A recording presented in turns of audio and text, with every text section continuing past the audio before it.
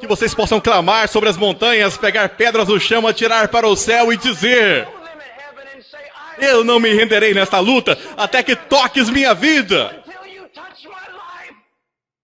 Até que me mudes. Até que haja algo de Deus em mim. Tão cansado de palavras.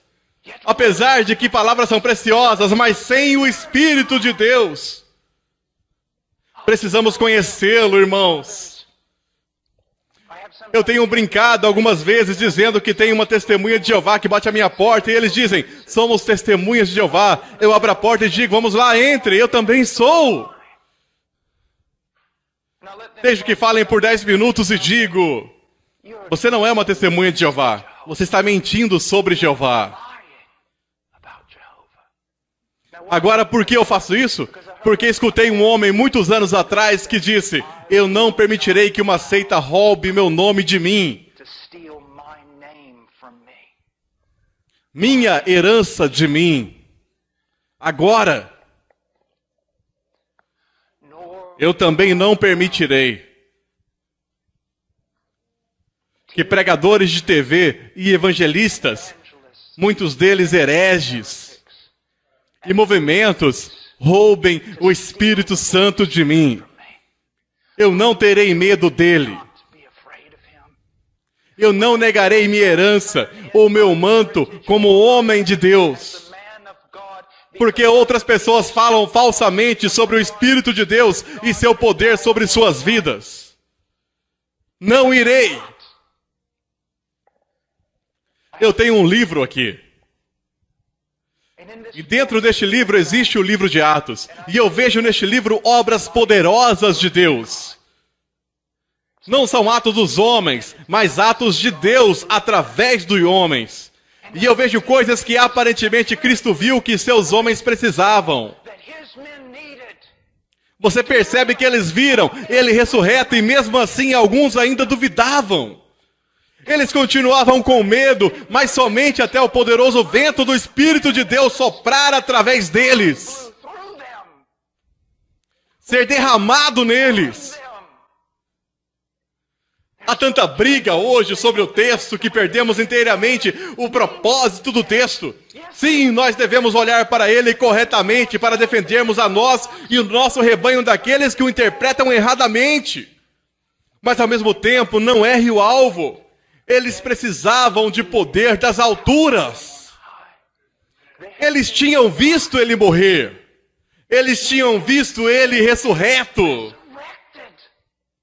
Mas somente quando o Espírito de Deus foi derramado, jubiloso, na forma do Novo Testamento, uma nova aliança, que eles foram capazes de se levantar e suportar, testemunhar esta palavra e Cristo.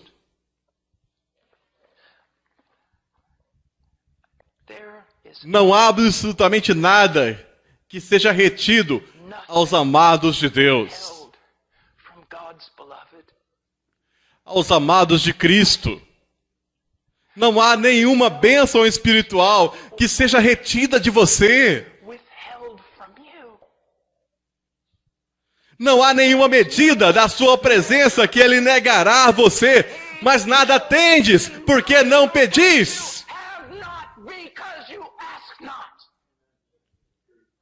Oh, amados, que banquete, que cornucópia, que mar de gozo em sua presença e de poder para ministrar como se fôssemos carregados por outro. E seja muito, muito cuidadoso. Embora eu acredite que estou dizendo algo que você precisa, alguns de vocês estão tão aborrecidos que vão sair dizendo, quando deixar esse prédio: bem, ele nem mesmo abriu a Bíblia até os primeiros 15 minutos. Você não consegue ouvir que Deus está falando? Coisas bíblicas estão sendo ditas a você neste momento. Eu não sou um grande teólogo sistemático, eu conheço as minhas limitações. Eu não sou um intelectual, eu não participo de seminários e aprecio tanto os homens que o fazem. Se não fosse por eles, eu não sei qual a direção a minha vida teria tomado. Preciso tanto de homens brilhantes. Eu não sou um deles, mas uma coisa eu posso lhe dizer, é que em toda a minha vida eu tenho necessitado, eu tenho sido fraco, tenho sido lento, tenho tido medo, mas isso me faz correr para Ele.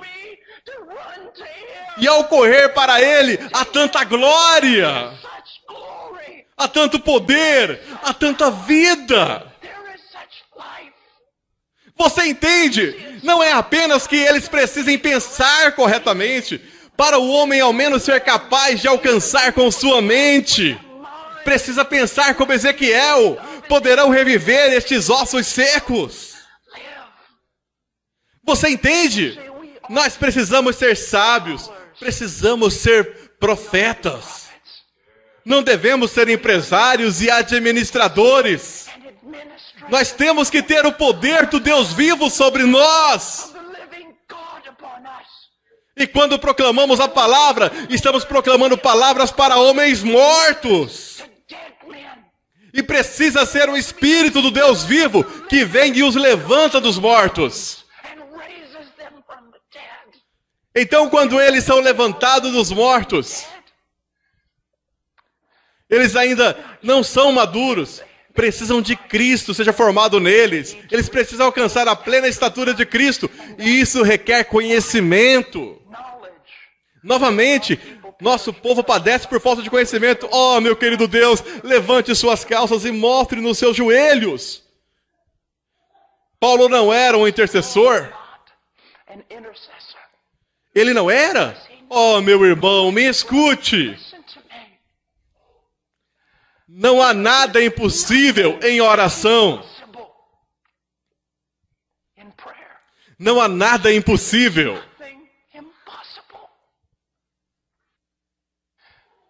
Tantos crentes com pecados que os afligem em suas vidas, e eles pensam literalmente que assim sempre deve ser. São conformados com a escravidão.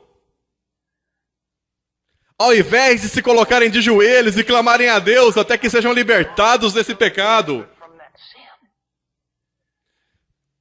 Pastores, nós pregamos, mas onde está a demonstração de poder? Sim, homens são transformados através da pregação, mas você alguma vez viu homens transformados através da sua vida de oração? Você alguma vez já silenciosamente escolheu alguns homens nos quais você iria focar sua vida de oração? Dobrou os joelhos e lutou, e batalhou, até que Cristo fosse formado neles.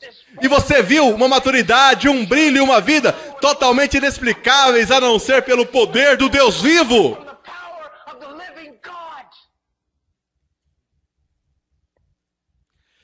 A maioria dos ministros de hoje venderam seus ministérios para a Quinta Avenida e para o marketing. E para igrejas sensíveis à cultura de modelo de negócios. Isso é totalmente patético, mas não venda o seu ministério pelo simples conhecimento. Você é um homem de Deus. Isso pressupõe que você viva com Ele em oração íntima. Oração íntima. Oração íntima. A presença de Deus é uma realidade em sua vida? Até mesmo essa pergunta deixa alguns de vocês trêmulos e com medo. Ele vai nos pressionar. Ele não é realmente um dos nossos. Ele é um pouco bem dado demais à experiência.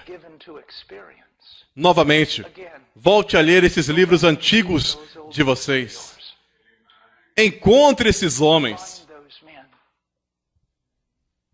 Oh, irmãos, nós somos mais do que administradores. Nós somos mais que meros estudiosos. Nós somos homens que habitam na presença do Altíssimo. Toda luta na sua vida, todo quebrantamento no seu corpo tem um propósito. é colocar você de joelhos. you to your knees. Todo conflito, toda batalha. Hoje não há uma batalha sendo travada nesse púlpito. Fought in this pulpit. Ela foi travada esta manhã, às 5 horas da manhã. 5 o'clock. Não é travada aqui. Fought here. É travada em oração. Fought in prayer. É vencida em oração. Prayer. Isso é feito em oração. In prayer. Isso é feito em oração. Quero que você veja por um momento, vamos Let's just comigo até go with Lucas me to Luke 18. 18.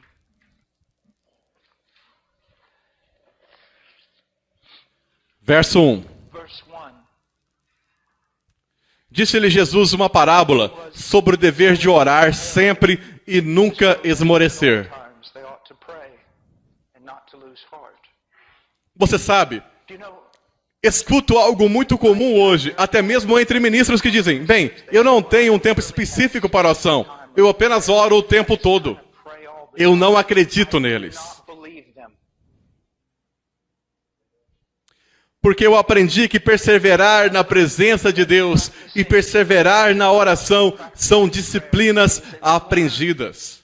E isso vem ao permanecer com o seu Deus. Que mais você iria querer fazer? Would you want to do Qual maior privilégio foi concedido a você do que permanecer com Deus? to tarry with God, Para adorá-lo, to worship Him, para clamar a Ele, cry out to ter comunhão com Ele. commune with Him? Você diz que devemos orar sempre, mas como aprendemos a ficar na presença de Deus? Como aprendemos a orar o tempo todo? Eu afirmo a você, é pela disciplina By the de uma vida separada em oração. prayer life Levantar pela manhã, cedo, antes do dia.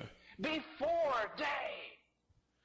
E eu acredito que ao lutar essa batalha Believe that in fighting this battle, de piedade, uma das melhores coisas que devo fazer é isso. things for me to do is this, Descobrir o que a minha carne mais odeia e fazer isso primeiro. and do that first, Antes que eu esteja cansado ou distraído. or distract. Levantar pela manhã e vou lhe dizer isso. Minha carne odeia oração mais do que estudo bíblico. Prayer more than Bible Porque o estudo bíblico pode, na verdade, ser usado para a minha glória. study used for Eu posso saber mais que os outros. know more. Eu posso falar melhor que os outros. Se eu estudar bastante, posso falar em conferências.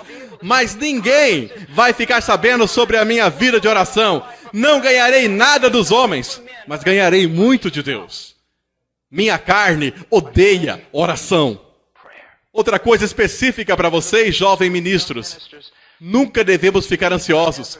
É engraçado para mim que homens que acreditam tanto na soberania de Deus possam verdadeiramente ser ansiosos. Mas eu acordo algumas vezes pela manhã ansioso. anxious. O diabo usa essas coisas como distrações. Pode ser alguma coisa imaginária me causando ansiedade. Pode ser apenas um pequeno problema, mas começa a corroer a minha mente. Então qual é a primeira coisa que eu faço pela manhã? Filipenses 4. Estou ansioso por nada. Então o que devo fazer? Pegue esses pensamentos de ansiedade ou o que for, corra para Deus imediatamente. Limpo minha mente de toda ansiedade agora e eu permaneço diante de um Deus soberano e tenho plena confiança. Então eu oro. And then pray. Oro. Oro pelo quê? Oro por tudo. Oro por tudo. For everything. Por tudo. Everything. Irmãos, Brothers, há uma sensação de ser transportado na pregação, carried in preaching. na qual você quase, parece que você nem sabe para qual direção está sendo levado. You don't even know what direction you're being drug into. Agora, novamente, não digo que não devemos ser expositores. Nós precisamos ser melhores expositores. E eu preciso ser um expositor melhor, mas você pode ter todo o T cortado e todo o I com pingos e não ter nenhum poder. Você sabe do que eu estou falando. Talking about Você tem visto homens sem experiências falarem eloquentemente e ainda assim a sua alma não foi movida. Nada foi tratado em relação à sua consciência. your conscience. Ele ensinou uma parábola especificamente para que os homens soubessem que deveriam orar sempre. Uma parábola é construída ao redor disso com um propósito, que você ore sempre.